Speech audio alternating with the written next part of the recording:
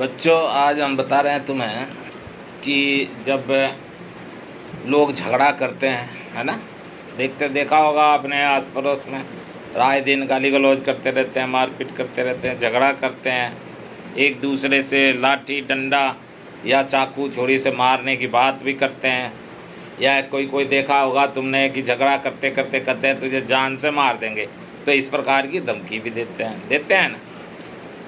तो हत्या की जब कोशिश कोई करता है किसी के साथ, मतलब इतना मारता है कि मरने की स्थिति हो जाती है, तो उस समय उसकी स्थिति को, जब मरने की स्थिति हो जाती है तो धारा 307 के तहत उसको बंद कर दिया जाता है और पुलिस उसके ऊपर मुकदमा चलाते हैं और थाने के माध्यम से वो कोर्ट में जाता है। कोर्ट फिर वहाँ से वकीलों के माध्यम से मुकदमे की कार्रवाई शुरू होती है। फिर उसको बंद कर दिया जाता है हत्या की कोशिश करने के जुर्म में 307 धारा 307 या कहते हैं दफ़ा 307 के तहत उसे बंद कर दिया जाता है। हत्या का दंड 302 के तहत बंद किया जाता है उसे।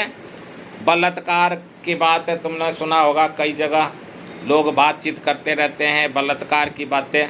तो बलात्कार जैसी शब्द जहां आ जाती है, उस शब्द पर बलात्कार जैसी कुकर्म के आधार पर उसके साथ धारा 376 लागू होता है। अब तुम कहोगे कुकर्म क्या मतलब? दुष्कर्म है, गलत काम है, इसलिए कितना धारा लगता है? 376 का धारा लगता है उसके ऊपर, और 376 दफ़ा के अनुसार उसके ऊपर मुकदमा चलाई जाती है और 376 के तहत उसे बंद किया जाता है, यानी जेल हो जाती है, सज़ा हो जाती है उसकी। अब आता है डकैतों की। डकैती करते हैं लोगों के घरों में घुस करके और डकैती करते हैं, धमका करके डकैती करते हैं, डराते धमकाते हैं और उससे छीन लेते हैं, उसके धन को छीन लेते, पैसे छीन लेते हैं, जेवर जेवरात छीन लेते हैं, औरतों के मारपीट भी करते हैं, आदमियों के साथ मारपीट करते हैं। तो ये धारा 395 के तहत पकड़ी जाती है डकैतों को और उनको बंद किया जाता है। और ये कितने धारा लगती है इनके ऊपर? 395 की धारा के तहत इनको बंद किया जाता है। अब आता है अप्राकृतिक कृत्य। अप्राकृतिक मतलब प्राकृतिक नहीं है, अप्राकृतिक है, कुछ ऐसा कर्म करना जो घिनौना काम हो। तो इस प्रकार के कृत्य करने पर, घिनौने काम करने पर धारा 377 उनके ऊपर लागू होती है और धारा 377 के तहत उनको बंद किया जाता है।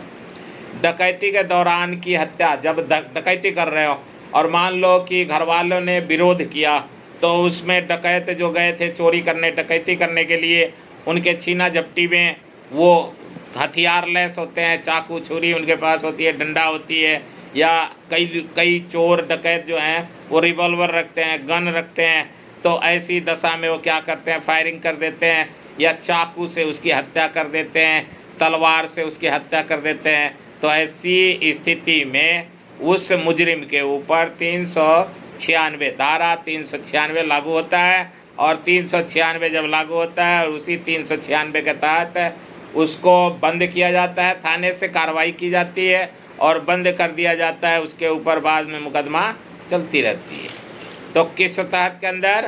धारा 396।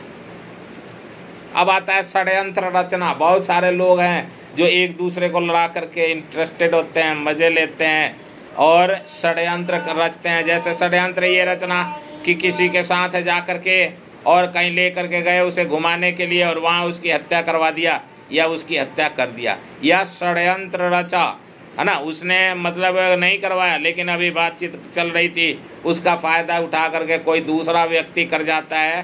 तो षड्यंत्र के रचना के आधार पर षड्यंत्र किया उसने और षड्यंत्र करने के आधार पर धारा 120 उसके ऊपर लागू होती है और धारा 120 के तहत बंद किया जाता है।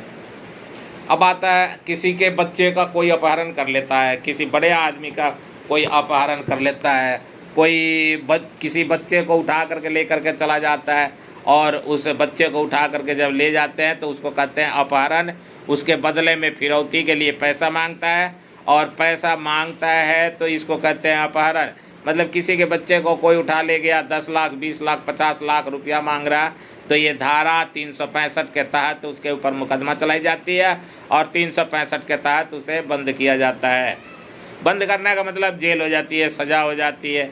अब सबूत मिटाना, मान लो कि कुछ ऐसा काम किया और वो सबूत रह गया था, अब उसको आकर के मिटा रहा है, या जो गवाह हैं उनको डरा धमका रहा है, और कहीं कहीं वो कुछ रखा हुआ था उसको जला दिया। मान लो कि जिस दिन हत्या किया था वो हत्या के कपड़े थे, चाकू थे, उससे हत्या में जो कपड़ा पहना था, चाकू जो ले रखा था, जिस चाकू से हत्या किया था, और अब उसको मिटाना चाहता है, यानी उसको उठा करके जलाना चाहता है, कपड़े को जलाना चाहता है, और उस स्थिति में पकड़ा जाता है वो, तो उसके ऊपर 201 की मुकदमा लगती है, और धारा 201 के तहत उसे बंद कर दिया जाता है। समान आशय, समान आशय के तहत 34 धारा 34 लगती है, और 34 के तहत उसे बंद किया जाता है। अब आता है छीना झपटी। छीना झपटी में मतलब जैसे कोई महिला जा रही थी और उसके गले का चैन कोई खींच करके भाग गया, कोई लड़की जा रही थी, उसके आईफोन एप्पल के फ़ोन उससे छीना और छीन करके चला गया, तो ये कहते हैं छीना झपटी। तो इस छीना झपटी के मुकदमे 412 धारा के तहत उसे बंद कर दिया जाता है, और 412 के तहत उसके ऊपर मुकदमा लागू होती है, और वो मुकदमा चलता है। 412 क्या? छीना झपटी। चोरी, अब आता है चोरी करना। किसी के घर में से कोई चोरी कर लेना, दुकान में से चोरी कर लेना, है ना। और तो इस तरह से जब चोरी होती है, तो चोरी जब घर में करते हैं, पैसे की चोरी करते हैं, जेवरों की चोरी करते हैं, कुछ सामान की जो चोरी जल्दी, ज़्यादातर दिल्ली के अंदर सिलेंडर की चोरी होती है। तो इस प्रकार की जो चोरी होती है, इस चोरी के लिए अगर कोई पकड़ा जाता है तो धारा 378 के तहत उसे बंद किया जाता है, और धारा 378 के तहत उसके ऊपर मुकदमा लगाई जाती है। अब आता है विधि विरुद्ध जमाव। किसी विधि विरुद्ध में, यानी कोई जो नियम है उस नियम का उल्लंघन करना, नियम का पालन नहीं करना, तो 441 धारा लगती है, और 441 के तहत उसे बंद कर दिया जाता है। उसके बाद आता है मिथ्या साक्ष्य देना, मतलब गवाही देना, कोई प्रमाण देना, गवाही देना या कोई प्रमाण देना और झूठ बोलना, है ना। उसमें जब झूठ बोलते हैं, झूठे ही गवाही बना रहे हैं और झूठे ही साक्ष्य दे रहे हैं, प्रमाण दे रहे हैं, वो झूठ है। जो प्रमाण वो दे रहे हैं वो झूठ है, गलत है ना। बना करके उसने प्रमाण दिया है, तो उस स्थिति में 191 धारा लगती है, और 191 के तहत मुजरिम को सज़ा सुनाई जाती है। अब आता है हत्या करना। पहले भी एक बार आया था कि चोरी डकैती में हत्या हो जाना, लेकिन अब की बार सीधे हत्या कर देना। हत्या जब करते हैं तो धारा 300 लागू होता है, और धारा 300 के तहत उसे बंद किया जाता है। धारा 300 के तहत उसके ऊपर मुकदमा चलाई जाती है। धारा 300 के तहत ही उसे कार्रवाई की जाती है और उसे सज़ा सुनाई जाती है। धारा 300 किसका है? धारा 300 हत्या करना, यानी कि कोई किसी की हत्या कर देता है। अब आता है आत्महत्या की कोशिश करना। क्या होता है, कभी कभी बच्चे भी जब रिजल्ट सही नहीं आते हैं तो वो आत्महत्या की कोशिश करते हैं, गलत है। अरे बच्चों, जब तुम अभी हो तो आत्महत्या करने की क्या ज़रूरत? अभी अगर तुम्हारा रिजल्ट ठीक नहीं आया है तो नेक्स्ट टाइम तुम्हारा रिजल्ट ठीक हो जाएगा, दोबारा पेपर दो, दूसरी बार पेपर दो। जीवन रहेगा तो कितनी बार पेपर देंगे, और कभी सफल भी होंगे, कभी विफल भी होंगे। तो इसलिए ये छोटी सी बात है, और इस छोटी बातों में आत्महत्या करने की कोशिश नहीं करना चाहिए। कई बार महिलाएं जो होती हैं, महिलाएं अपने सास ससुर, अपने ससुराल वालों से परेशान होकर के आत्महत्या की कोशिश करती है।